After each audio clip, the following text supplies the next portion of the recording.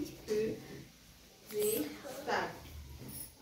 बघा, एक मुलगा असतो छोटा आणि तो काय करतो, शाळेतून एक दिवस घरी परत येतो. घरी परत आल्यानंतर त्याच्या खिशात आहे की नाही, त्यांच्या शिक्षिकेनं काय केलेलं असतं, एक बंद पाकिट ठेवलेलं असते आणि त्यामध्ये पत्र असते. आणि तो टीचरांनी पत्र दिले म्हणून काय करतो, घरी येतो आणि आईला घाईघाईनं ते पत्र देतोय. आणि आई पण काय करते, अरे वा कसलं पत्र आलंय बघूया म्हणत्या. आणि ते पत्र काय करते, ते पाकिट उघडतात, ते पत्र बघते आणि आई ते पत्र वाचत असते. आणि वाचता वाचता तिच्या डोळ्यातून घा घा घा पाणी वाहत असते. आणि आपली आई का रडते हे तिच्या छोट्या मुलाला प्रश्न पडतो. त्या मुलाचं नाव असते काय, थॉमस.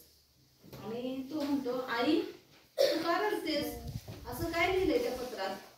मग आई लगेच काय करते, डोळे पुसते आणि म्हणते, काय नाही, तू इतका हुशार आहेस ना की तुझ्या त्या शाळेतल्या शिक्षकांना तुला शिकवणं त्यांना जमणारच नाही, असं त्या पत्रात लिहिलंय. आणि ते पत्र मिटवते होते. आणि मग थॉमस खुश होतो, अरे वा, मी इतका हुशार आहे की आजपासून मला शाळेत जायची गरज नाही, मी आता घरीच शिकणार आणि माझी आई मला मदत करणार. आणि मग काय झालं, शाळेतून तो दुसरीत असतोय आणि घरी येतोय. आणि आता ते हुशार असल्यामुळं असं त्याला वाटतंय की आपली आई आता आपल्या घरीच शिक्षण देणार आहे. आणि मग आई काय करते, त्याला हळूहळू घरात जे काही आहे ते त्याला तिच्याकडे जे ज्ञान आहे ते शिकवण्याचा प्रयत्न करते. आणि त्याच्यासाठी एक प्रयोगाचं पुस्तक आणून देते, रासायनिक प्रयोग. रसायन आता तुम्ही बघताय मेडिकल मध्ये किंवा तुमच्या घरात सुद्धा आहे ना, असे कितीतरी वस्तू आहेत, उत्पादन आहेत की जे रसायनांपासून बनलेलं आहे. जसं की तुम्ही कपड्याचा साबण बघताय, तो साबण पण रसायनापासून बनवलेला आहे. त्याच्यानंतर तुम्ही बघताय वॉशिंग पावडर आहे निरमा, परत हँड वॉश आहे, बरोबर का, परत ते गुड नाईट मशीनचं लिक्विड आहे. त्याच्यानंतर तुम्ही ते केचप खाता, जॅम खाता, हे सगळं जे घडलंय ते काय कुठल्या ना कुठल्या तर प्रयोगातून घडलंय. आलं का लक्षात? पहिला ते प्रयोग केला गेलाय, बाबा हे असं केल्यानंतर काय होईल, तसं केल्यानंतर काय होईल. मग इलेक्ट्रिसिटी आली, मग फॅन तयार करणं झालं. आता तुमच्याकडे आजूबाजूला इतके इनोव्हेशन, इतके शोध दिसतील की हा शोध कुठल्या तरी एका माणसाच्या डोक्यातून बाहेर आलेला आहे विचारात. हा टेबल कुणीतरी तयार केलाय सुरुवातीला आणि मग त्या टेबलाचा कितीतरी उपयोग झालाय. परत बेंचेस, शाळेत मुलांना बसण्यासाठी बेंचेस उपयोगाला येतात. अशा पद्धतीनं मग ते प्रयोगाचं एक पुस्तक आणून देते. आणि त्यांच्या घरी एक पोटमाळा असतो आणि तो छोटा थॉमस काय करतो, आईनं शिकवलेलं ज्ञान घेऊन बाकीचं सगळं झालं तर तो वरती जातो आणि वेगवेगळे रसायनांचा वापर करून प्रयोग करत असतो. आणि प्रयोग करत असताना एक 10-12 वर्षाचा होतो आणि त्यांची घरची परिस्थिती नसते, त्याला वडील नसतात, आई आणि तो दोघच असतात. आणि त्याचं एका कानाने त्याला ऐकायला पण येत नसतं. आणि तो त्यामुळं काय करत, त्याला ऐकायला येत नसल्यामुळं काय ऐकलंय त्याच्यावर त्याला प्रतिक्रिया देता येत नव्हती, बोलताच येत नव्हतं. आलं का लक्षात? आणि मग तो म्हणतो आता घरची परिस्थिती तर हलाखीची आहे म्हणून तो पहाटेचं पेपर वाचण्याचं काम स्वीकारतो. आणि रेल्वे रुळावर इकडं तिकडं तो काय करत असतो, पेपर विकत असतो. आणि त्यातून जे पैसे मिळतील त्यातले थोडे पैसे आईला तो घर खर्चाला द्यायचा आणि राहिलेले पैसे तो प्रयोगाचं साहित्य आणायचं, कारण त्याला प्रयोगाची आवड होती, वेगवेगळे प्रयोग करण्याची.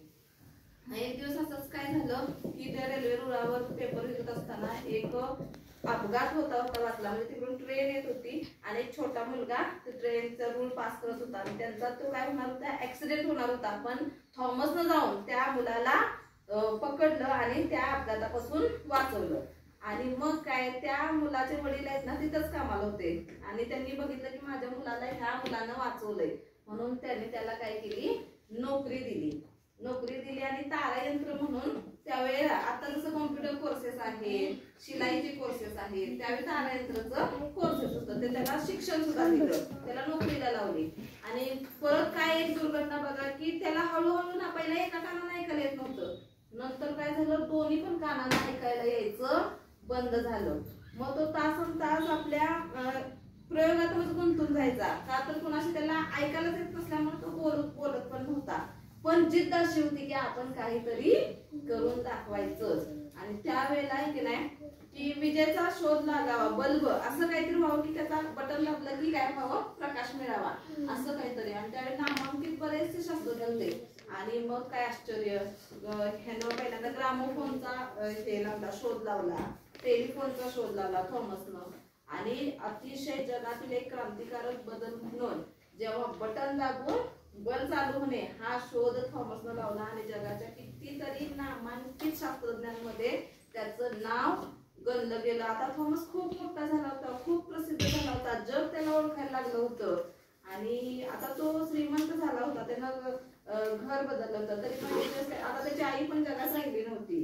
पण त्याला त्याच्या जुन्या घराची आठवण आली आणि एक दिवस म्हणला की तो जाऊन आपलं बघून यावं.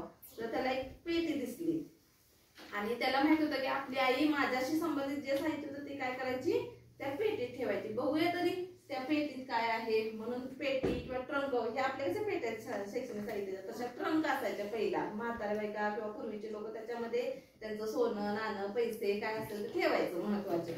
आणि त्यावेळेला मग त्याने लगबगीत काय केलं, चला तर या ट्रंक मध्ये उघडून बघूया काय आहे. आणि मग त्याला ते पत्र दिसतं. ते कुठलं पत्र, जेव्हा तो लहानपणी शाळेत गेलेला तेव्हा त्याच्या शिक्षिकेने एक पत्र लिहिलेलं, ते त्याच्या आई वाचताना त्या आईच्या डोळ्यातून घळाघळा पाणी आलेलं. मग आईनं काय सांगितलं की तू हुशार आहेस म्हणून तुला ते शिकवू शकत नाही. मग त्याने ते पत्र काढलं आणि स्वतः वाचायला सुरुवात केली. आणि स्वतः वाचता वाचता त्यांना सुद्धा रडू आवरेना. असं काय बरं होतं त्या पत्रात. तर त्या पत्रात काय लिहिलेलं माहितीये का, लिहिलेलं की तुमचा मुलगा मतिमंद आहे, तो ढ आहे, तो आमच्या शाळेत शिकू शकत नाही, त्याच्यामुळे इतर मुलं बिघडतील आणि त्यामुळे तुमच्या मुलाला आम्ही आमच्या शाळेत प्रवेश देणार नाही.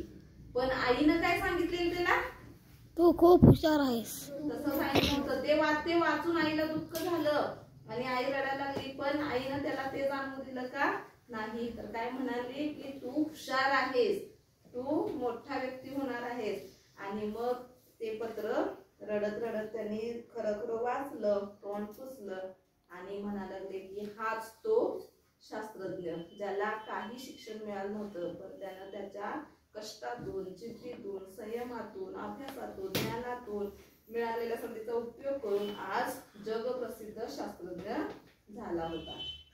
यातून आपण काय शिकतोय,